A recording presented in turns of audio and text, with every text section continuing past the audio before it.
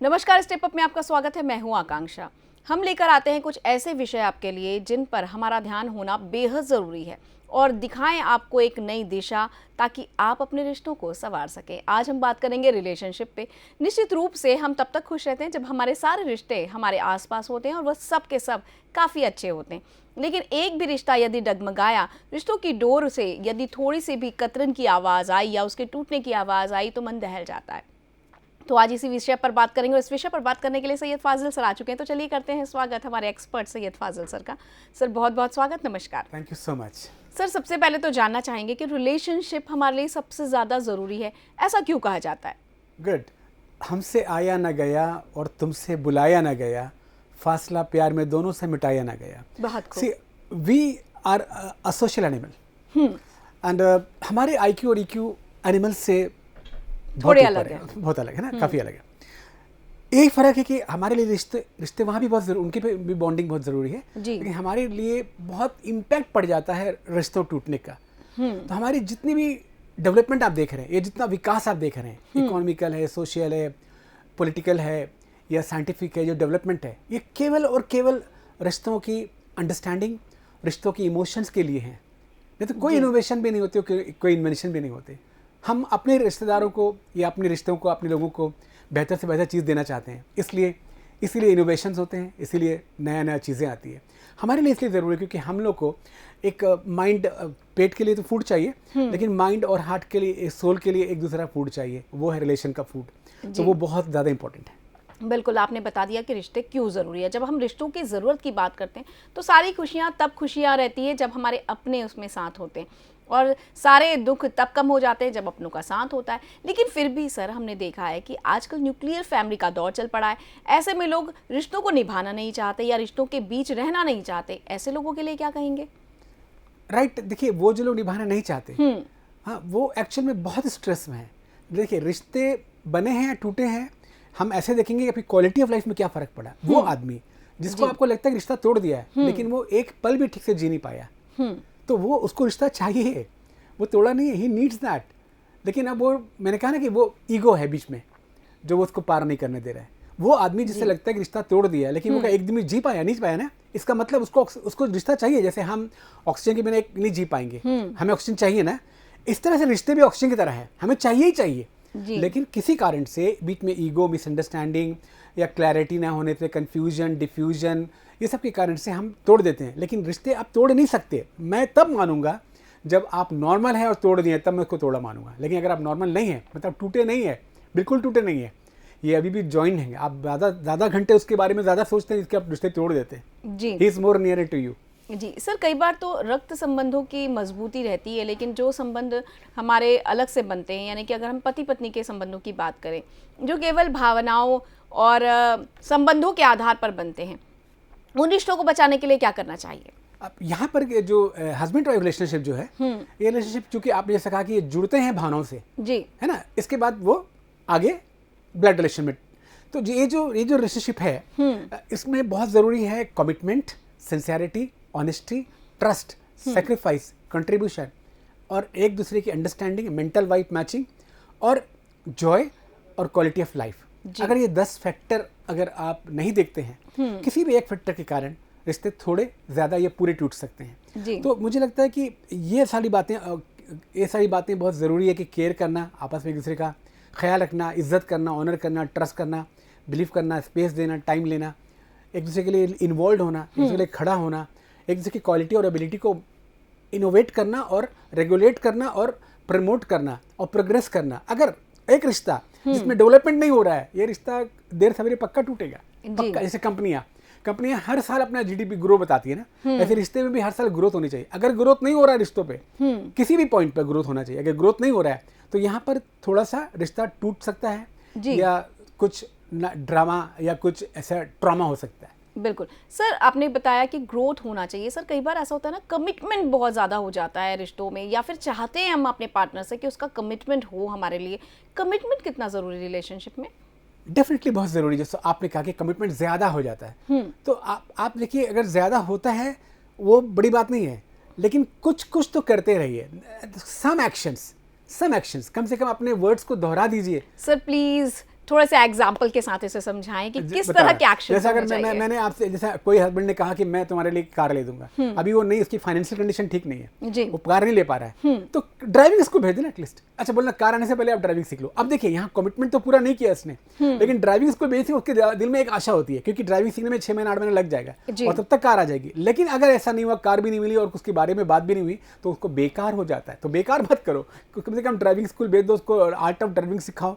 तो इससे क्या होता है, वाइफ को लगता है हाँ गुड, मुझे मेरे लिए होगा, मतलब she will wait for that, that is important. यानी कि दोनों की तरफ से कुछ सरप्राइजेस प्लान होने चाहिए और एक दूसरे को देते रहने से एक आश्वासन बना रहता है, उनके रिलेशनशिप में माहौल बहुत अच्छा बना रहता है, एक दूसरे की बॉन्डिंग बहुत अच्छी बनी रहती है। सर आपने कहा कि कई बार मिसअंडरस्टैंडिंग हो जाती है, तो ये मिसअंडरस्टैंडिंग जो होती है जनरली कम्युनिकेशन गैप की वजह से होती है। और आजकल की जिस तरह की जनरेशन है, जिस तरह का रहन सहन है, उसमें ये देखा गया है कि अगर हस्बैंड वाइफ दोनों वर्किंग है तो वो बहुत टाइम तक एक दूसरे से बहुत सारी चीज़ें एक्सप्रेस नहीं करते, तो वहां पर भी ये सारी चीजें आती है। तो कम्युनिकेशन कितना इंपॉर्टेंट है रिलेशनशिप को मेंटेन रखने के लिए? कम्युनिकेशन तो बहुत करते हैं और जितना ज्यादा करते हैं उतना टूट जाता है। ओके, तो ये किस तरह का कम्युनिकेशन है जो रिश्तों को तोड़ देखिए देता ना, जिनके रिश्ते खराब हो रहे तो दिन रात फोन में झगड़े करते हैं और टेक्स्ट करते रहते हैं। कम्युनिकेशन, ओवर कम्युनिकेशन से रिश्ते टूटते हैं जी। तो कम्युनिकेशन कौन सा, लॉजिकल, एथिकल, वैल्यू वाला, विथ सर्टेन डिसेंसी और विथ प्रॉमिसिंग और थोड़ा जॉयफुल और थोड़ा यानी कि थोड़ा ट्रस्टफुल, वो कम्युनिकेशन चाहिए भाई। बिल्कुल, जो फ्रेंड्स में होता है नॉर्मली ना, जहाँ पर हम बहुत ज़्यादा फेथ करते हैं, ट्रस्ट करते हैं और उनके साथ हर चीज़ें शेयर करते हैं, हस्बैंड वाइफ के रिलेशनशिप में शायद वही चीज़ें और चाहिए। बिल्कुल बिल्कुल और चाहिए। और इसके अलावा वो भी कम्युनिकेट आप जो कर रहे हैं, जो आपने अल्फाज बोले हैं, वो थोड़े एक्शन में भी तो इंटरप्रेट होने चाहिए। बिल्कुल, एक्शन में नहीं दिखेगा तो डेफिनेटली वो मिस करेगा, या उसको वो ना उसको एक वर्चुअल वर्ल्ड या रियल वर्ल्ड नहीं दे सकते ना, वर्चुअल वर्ल्ड तो दे दो कम से कम जी। तो उसको दिखना चाहिए कहीं ना कहीं, कुछ प्रूविंग, कुछ इन्फरेंस, कुछ ऑब्जर्वेशन, कुछ तो दिखना चाहिए, मैटराइज होना चाहिए। इमोशन शेयरिंग करने की कला आनी ही चाहिए 100%, 100%। जी सर, हम जब बात करते हैं ना कि रिश्ते टूट गए तो उसमें बहुत ज़्यादा ब्लेम लगता है घर वालों पर। ऐसा कहा जाता है कि उसके घर वाले ने उसको ऐसा कहा होगा, उसने उसे भड़काया होगा, ऐसा बहुत आसानी से लोग कह देते हैं। क्या वास्तव में किसी और के कहने पर रिलेशनशिप टूट सकते हैं? ज़्यादातर टाइम जब हम एक दूसरे को ट्रस्ट नहीं करते हैं तब हम दूसरे को ट्रस्ट करते हैं। जब आप अपने पार्टनर को छोड़ के किसी और को ट्रस्ट करेंगे, रिश्ते टूटने की पूरी पॉसिबिलिटीज है जी। अगर आप दूसरे को ट्रस्ट भी करते हैं तो अपने वालों को ज़्यादा ट्रस्ट करेंगे आप ना, एक पॉइंट तो ऊपर देंगे, लेकिन द मोमेंट आप अपने जो पार्टनर है उससे ज़्यादा अगर एक्सीड करेंगे ट्रस्ट किसी और के लिए, तो यहाँ पर डेफिनेटली एक ब्रेक की आवाज़ आएगी, एक टूटेगा।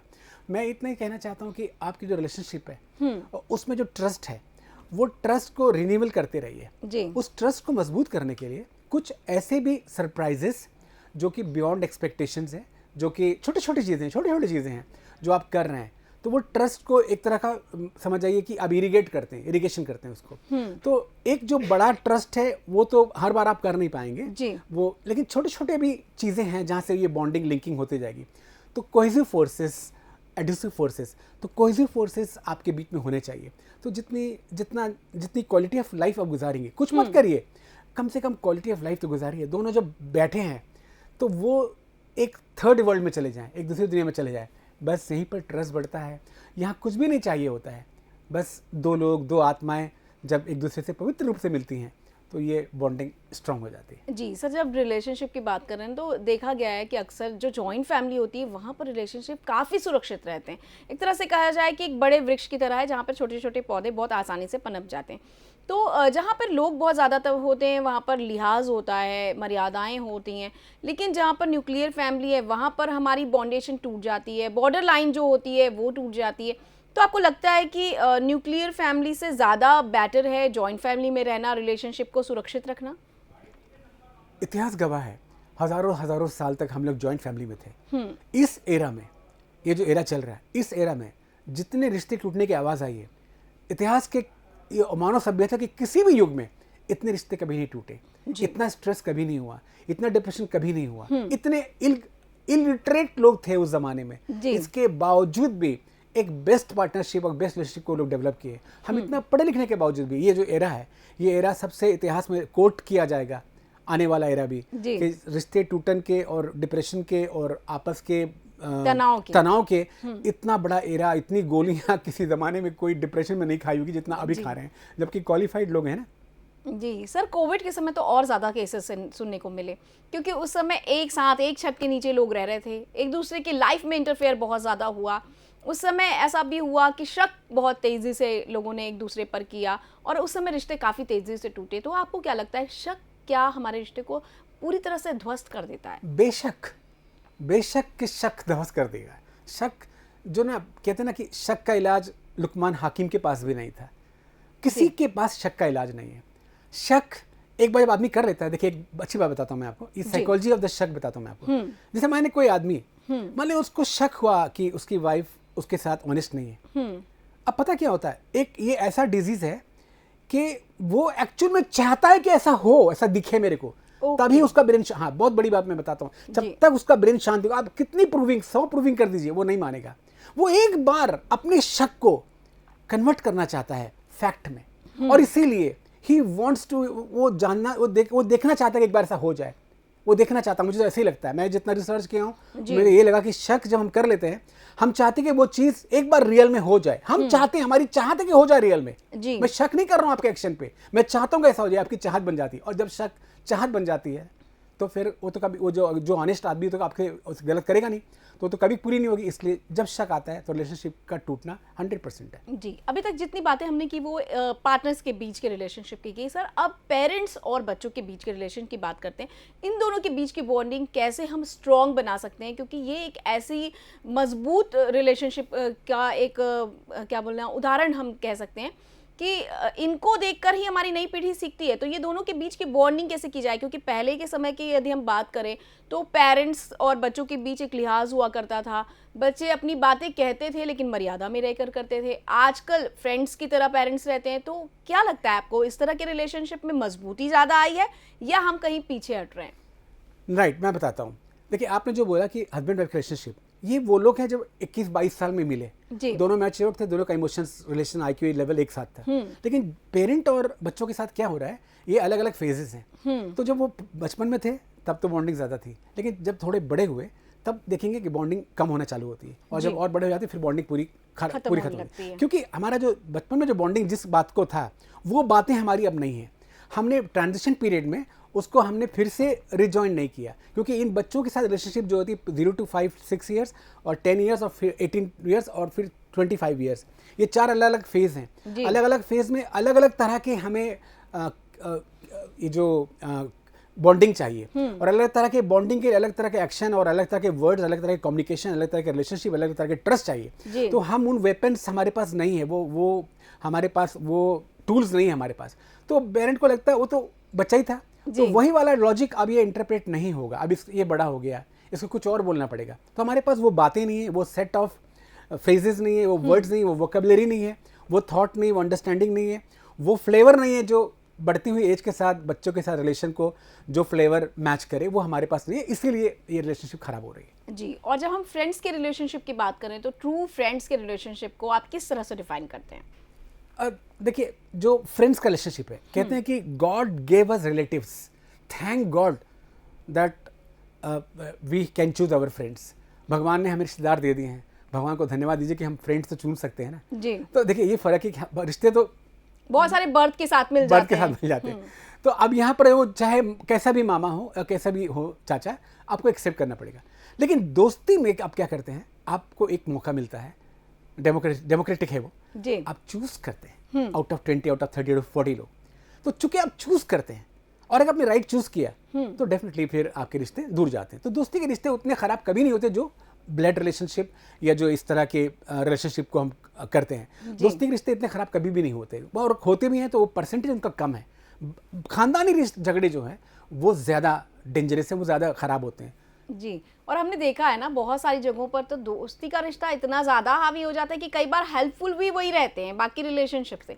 सर अगर हम बात करें टीचर और स्टूडेंट के रिलेशनशिप की, क्योंकि वो तो एक मेंटोर का काम करते हैं वहाँ पर अभी का जो सिनेरियो है वो ये बताता है कि टीचर सिर्फ मेंटर नहीं कर रहा है बल्कि एज अ फ्रेंड भी हर तरह से सपोर्ट करता है अपने स्टूडेंट को। तो ऐसे रिलेशनशिप को आप कैसे डिफाइन करेंगे? अगर कोई टीचर है, अगर वो इस तरह करता है तो समझिए वो ना, वो जो लिखा ना तुम ही हो माता पिता, तुम ही हो। तो दैट इज प्रूविंग कि गुरु जो है उसमें सारी तरह के गुण हैं, है ना। तो वो जो है अगर ऐसा टीचर है तो वो बच्चा जो है सबसे ज़्यादा विश्वास उस गुरु पे करता है, उस टीचर पे करता है। तो अगर टीचर उस तरह से रोल प्ले करे तो एक बच्चे की ज़िंदगी को बहुत कंस्ट्रक्टिव और बहुत सक्सेसफुल बना सकता है। लेकिन आपके जो बच्चे और आपके जो गुरु हैं तो उसमें थोड़ा डिफरेंसेस आ रहा है। वो इसलिए आ रहा है कि ना टीचर भी नीचे जाके वो नहीं करेगा, एक्सेप्ट नहीं करेगा उसको, और बच्चों की वर्चुअल वर्ल्ड से जो उनके नेचर का टेम्परामेंट का फ़र्क आ रहा है, हाँ, तो वो टीचर को वो फ़र्क एक्सेप्ट नहीं कर पाएगा टीचर, वो वर्चुअल वर्ल्ड का है। लेकिन रियल वर्ल्ड में बच्चे जो हैं, रियल वर्ल्ड का वो जो रिलेशनशिप का फ्लेवर है वो उनको नहीं मिल रहा है, तो वर्चुअल वर्ल्ड ज़्यादा देखते हैं। तो वर्चुअल वर्ल्ड की रिलेशनशिप को टीचर के साथ जब वो या किसी और के साथ जब होती है तो वहाँ पर ये ब्रेक होता है, अदरवाइज ये रिलेशनशिप बहुत प्योर है। जी, अब सर आपने वर्चुअल वर्ल्ड का इतना जिक्र कर ही लिया है, तो अब ये जो रिलेशनशिप नई डेवलप हो रही है वर्चुअल वर्ल्ड से, उसके संदर्भ में आप क्या कहना चाहेंगे? अब मैं इतने कहूँगा कि जब आप वर्चुअल वर्ल्ड में हैं तो वो आपके फैंटेसी है, उनको सिर्फ सपनों में देखिए। रियल वर्ल्ड के वर्चुअल वर्ल्ड की जो रिलेशनशिप के जो फ्लेवर्स आपके आते हैं या जो आपने सीखते हैं या जो आप एक्सपेक्टेशन उम्मीद आप जो देखते हैं वहाँ से जो लर्न करते हैं, उनको रियल वर्ल्ड में प्रैक्टिस मत करिए। रियल वर्ल्ड के रिलेशनशिप बहुत अलग होते हैं, उनकी डिमांड्स अलग होती है, नीड अलग होती है, उनके असेसमेंट अलग होते हैं, उनका ओवरऑल ऑलमोस्ट टेम्परामेंट और नेचर बहुत अलग होता है। तो जैसे आप टीवी देख रहे हैं तो आप जो कुछ भी देखा टीवी पे, अब वही अगर वो बहू अगर अपने सास से वही उम्मीद करती है, ऐसा पॉसिबल नहीं है। वो वर्चुअल वर्ल्ड है, वहाँ तो कहानी को ऐसा बनाया गया कि ऐसा हो जी, वो ऐसा हो जाए। एंटरटेनमेंट समझना होगा, एंटरटेनमेंट है वो, एडुटेनमेंट नहीं है जी। हमारा जो रियल वर्ल्ड है वो एडुटेनमेंट है, वहाँ शिक्षा है, ये एंटरटेनमेंट है। जी सर, जब हम वर्चुअल वर्ल्ड की बात करते हैं ना तो लोगों को ये लगता है कि वहाँ से हमको मेंटल सपोर्ट बहुत ज़्यादा मिलता है। और सोच भी लीजिए कि बंद कमरे में जो कैद है या फिर अपने घरों में जो बच्चे कैद हैं, जिनके लिए एकदम नियम धर्म बने हुए हैं कि भाई आपको इतने बजे जाना है, इतने बजे यहाँ से आना है, इतने बजे आप स्कूल जाएंगे, इतने बजे ट्यूशन जाएंगे, अब उसके पास फ्रेंडशिप निभाने का कोई जरिया नहीं है, तो वो तो वर्चुअल वर्ल्ड में जाएगा ही। फिर वो अपनी रिलेशनशिप को कैसे अच्छे से रखे, या अगर वो उस तरफ जा रहा है तो माता पिता को किस तरह से सतर्क रहना चाहिए? हम परिवार हम एक साथ, हमें हर सैटरडे संडे को, जैसा फॉरेन में आप देखिए, जब मैं वेस्ट जर्मनी में था तो मैं देखा एक दिन ना नीचे बहुत से कारों में सामान भर रहे थे, तो मैं मतलब कि इसका ट्रांसफर हो गया। बोले नहीं तो वीकेंड में जा रहे हैं। और वीकेंड में कहाँ जा रहे हैं? दूसरा देश। अच्छा, हाँ बताइए, हमारा यहाँ तो हम यहाँ पर तो नानी के घर यहाँ से आरंग में है, तो वहाँ साल में एक बार जाते हैं, वो वीकेंड में दूसरे देश चले जाते हैं।